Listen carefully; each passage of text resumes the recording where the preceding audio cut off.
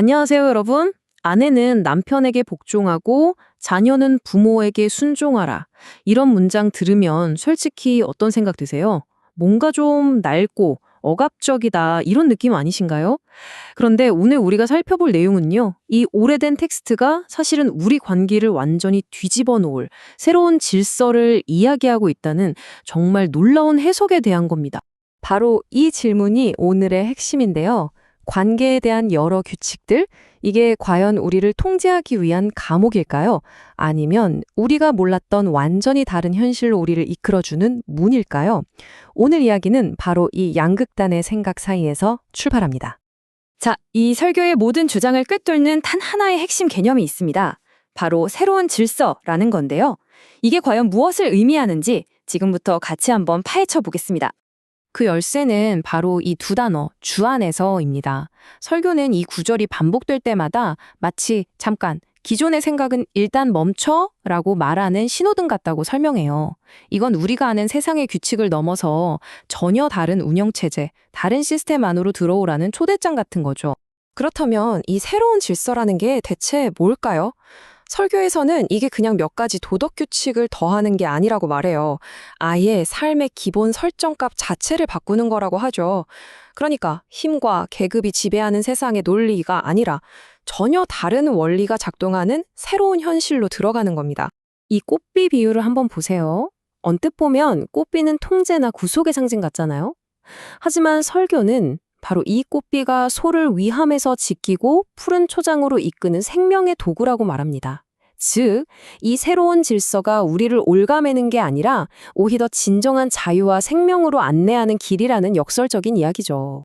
자, 그럼 이 새로운 질서라는 추상적인 개념이 우리의 가장 가까운 관계들, 예를 들면 부모와 자식, 또 상사와 부하 직원 같은 관계 속으로 들어오면 과연 어떤 일이 벌어질까요?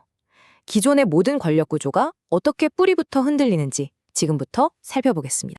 먼저 부모와 자녀 관계를 볼게요. 2000년 전 로마 시대 아버지는요, 자녀의 생사 여탈권까지 가진 말 그대로 주인이었어요. 자식은 재산이었죠. 그런데 이 새로운 질서가 들어와서 선언합니다. 자녀는 소유물이 아니라 사랑으로 양육해야 할 존엄한 인격체라고요. 당시 사회에서는 정말 상상하기 힘든 그야말로 혁명적인 선언이었습니다. 주인과 종의 관계는 더 충격적입니다. 법적으로 말하는 도구 취급을 받던 노예를 형해서 주인과 동등한 형제라고 선언하니까요.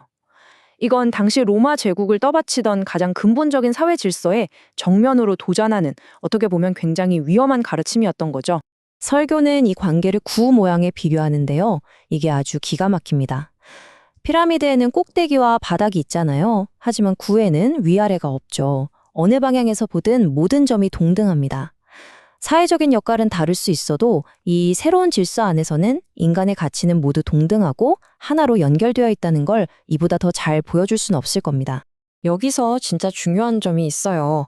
이 새로운 질서가 기존의 사회 구조를 다 무너뜨리자는 게 아니라는 겁니다. 오히려 그 구조는 그대로 둔 채 그 안에서 완전히 다른 방식으로 행동함으로써 내부로부터 세상을 변화시키는 그런 전략인 거죠. 아니, 그럼 이 두 세계에서 동시에 사는 게 어떻게 가능할까요? 핵심은 이겁니다. 역할은 그대로, 동기는 새롭게. 즉, 내가 부모던 직원이던 그 사회적 역할은 그대로 수행해요. 하지만 그 행동을 하는 이유와 목적이 완전히 바뀌는 겁니다. 세상의 성공 논리가 아니라 사랑과 섬김이라는 새로운 질서의 가치를 따라서요. 결국 나의 모든 일상이 더 높은 권위를 향한 예배이자 봉사가 되는 거죠. 자, 그럼 여기서 당연한 질문이 생깁니다. 솔직히 왜 이렇게까지 해야 하죠? 세상 방식대로 사는 게 훨씬 편하고 이득일 것 같은데 굳이 이 힘든 길을 가야 하는 이유, 그 동기는 대체 뭘까요? 네, 바로 이 지점입니다. 설교는 이 방식이 세상의 눈으로 보면 좀 손해보는 것 같고 어리석어 보일 수 있다는 점을 솔직하게 인정하고 들어가요. 이 질문에 대한 답이 없다면 이 모든 이야기는 그냥 공허한 이상에 불과하겠죠. 설교는 이게 손해가 아니라 전혀 다른 차원의 보상을 바라보는 투자라고 답합니다. 첫째, 이건 신성한 부르심에 대한 응답이고요. 둘째, 지금 당장 눈에 보이지는 않아도 하늘의 상급이 약속되어 있다는 믿음 때문입니다. 셋째, 그렇게 사는 삶 자체가 세상을 향한 강력한 증거가 되고요. 마지막으로 이 모든 것이 결국 무거운 의무를 가장 큰 기쁨으로 바꾸는 힘이 된다고 설명합니다. 오늘 내용을 마치면서 이 질문을 여러분께 한번 남겨보고 싶습니다. 여러분이 오늘 마주할 사람들, 가족, 동료, 친구와의 관계 속에 어쩌면 우리가 세상을 바꿀 수 있는 이 새로운 질서를 실현할 엄청난 기회가 숨어 있다면 어떨까요? 그 평범해 보이는 상호작용의 진짜 의미를 오늘 다시 한번 생각해 보시는 건 어떨까요?